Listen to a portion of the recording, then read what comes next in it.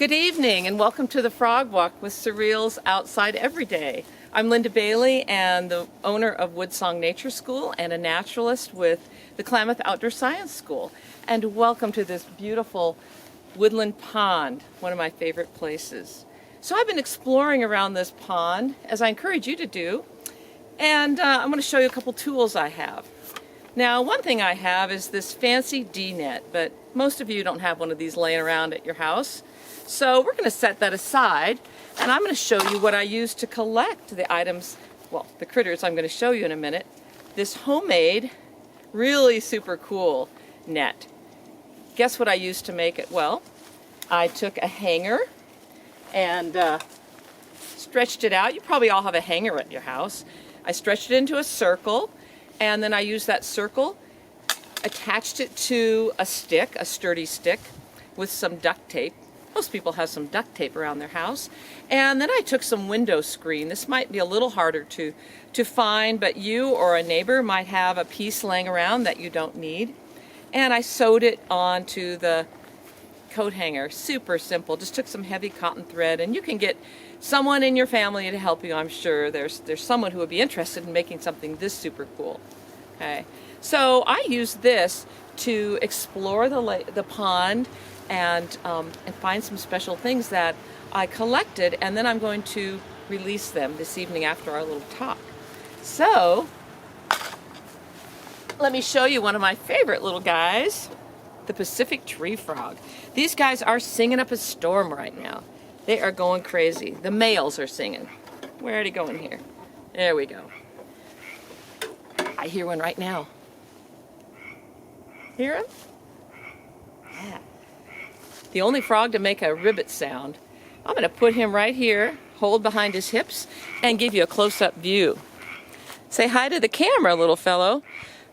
Ah, this little Pacific tree frog has a dark stripe going through its eye to right above its front leg or shoulder. So the stripe goes right down to its shoulder. This is a male, and you know that because it's got a dark throat. And that's to keep it camouflaged when he's inflating his throat sac. The females have a white throat, but they don't sing. Only the male tree frogs, or the male frogs, period, do the singing. That's right. And why do they sing? Ah! Look at that. You're going to go to your buddies in just a minute and look for a girlfriend. You know, it is a Friday night, so good time to catch a date, right? So the way that they inflate this is they keep their mouth closed, and they have two slits next to their tongue, so they take a big breath. Everyone take a big breath and then blow without opening your mouth. Let's see what happens. I look like a chipmunk. Frogs don't look like a chipmunk. That little slit next to their tongue allows the air to fill up their the vocal sac under their throat, and the sound reverberates and vibrates all along the pond. I love it. It's so cool. Listen to all those sounds. Oh my gosh, I love it. So cool. So this little guy here is, oh yeah, ready to go. Ready to go. Now, why is that little guy singing, you wonder? Of course, it's to attract a date, and the female, when she lays her eggs, the male fertilizes them as they come out, right along the shore. And I have some that I found with my super cool homemade net.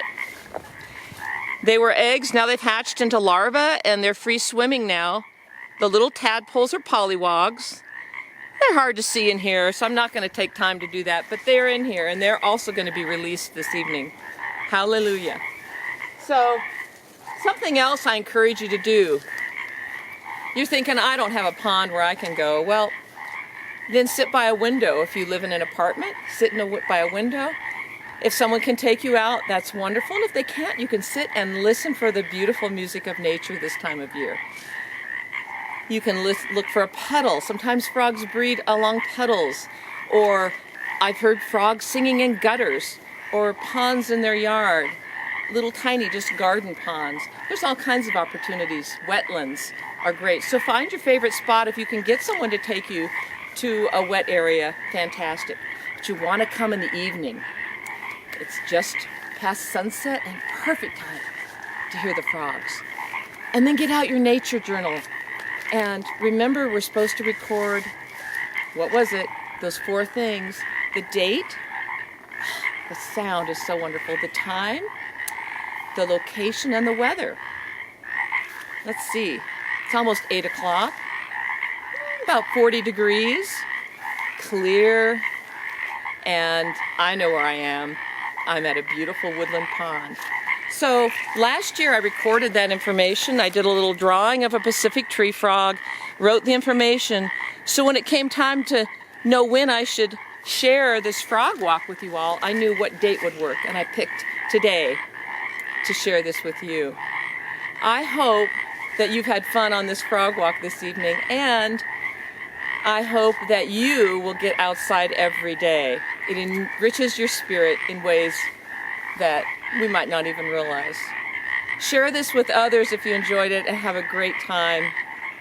Hang in there, guys, and just get outside every day. Bye.